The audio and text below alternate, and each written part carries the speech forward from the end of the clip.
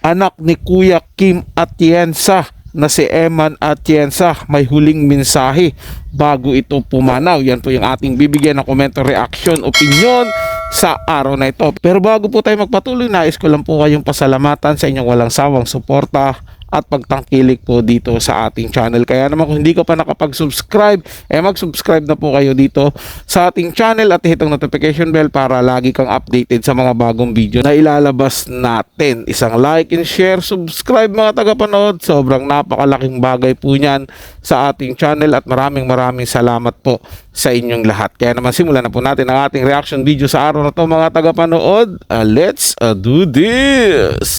Welcome back sa ating channel. TV host na si Kuya Kim isiniwalat ang huling mensahe ng anak niyang si Eman Atienza sa ina nito ilang araw bago pumanaw. Kuya Kim halos gumuho ang mundo. Panuorin at pakinggan ang buong detalye.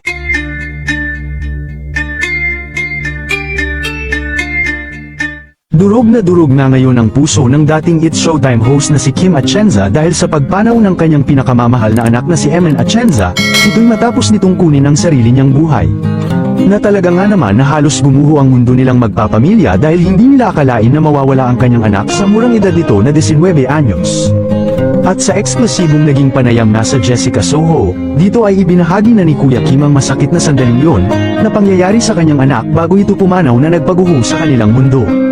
Anya, 2 days before that, we knew that there was a problem. Bukod dyan, ibinunyag din ni Kuya Kim na nagkaroon pa ng huling mensahe si Eman sa kanyang mommy ilang araw bago nito kunin ang sarili nitong buhay. Ani Eman, Mom, I'm in an emergency right now, but worry not, there's no self-harm, but I need to go to a therapy center. Kaya naman dito ay naalarma sila at sinubukan nilang tawagan si Eman, pero hindi ito sumasagot. Kinabukasan, ganoon pa rin. Ani Kuya Kim, I was in the Philippines and Feli was in Florida. Then on the second day, I woke up in the morning, may message si Feli, we have a terrible news. I knew already na paluhod ako, nanlambot ang tuhod ko, sabi ko Lord ito na. At doon na nga niya nalaman mula sa asawa na sumakabilang buhay na si Eman, dahil kinuha na pala nito ang sariling buhay. Sabi ni Feli asawa ni Kuya Kim, Eman's gone, nanlambot ako, nanlamig ako sabi ko Lord, dasal ko ito sa iyo araw-araw, why?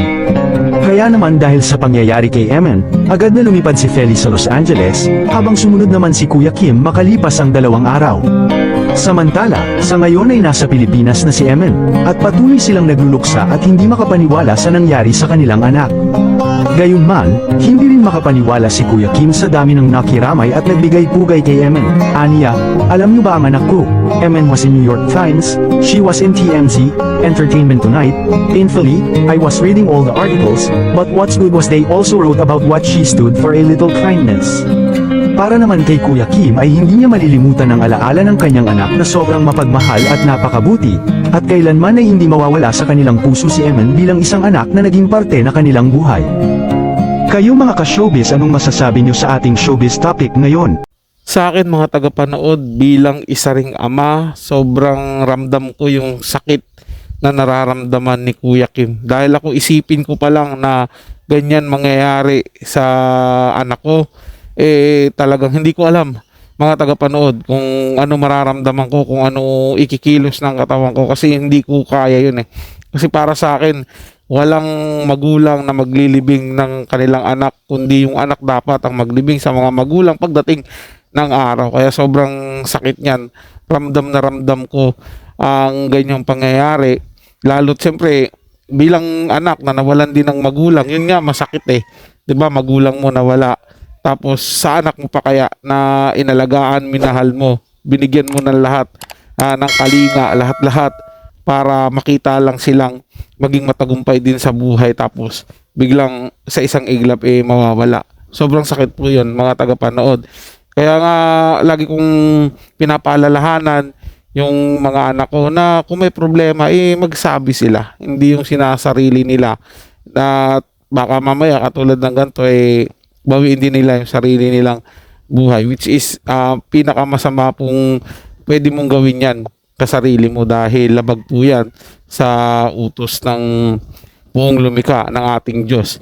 Hindi po ba mga tagapanood? Kaya ako nakikiramay talaga ako kay Kuya Kim, at alam ko na malalagpasan din po nila yung ganitong pagsubok sa kanilang buhay. Oo, nandoon na po tayo, masakit at nakakapanghinayang dahil bata pa yung anak mo, nawala na, pero alam ko na kung nasaan man siya ngayon, magiging panatag na yung loob niya at wala nang sakit na mararamdaman sa sarili o ano man yung dinadala niya sa buhay niya.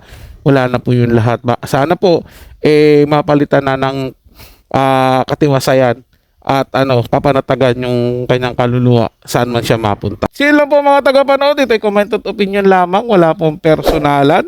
Paalam po at mabuhay po kayong lahat. Maraming salamat po sa inyong panonood.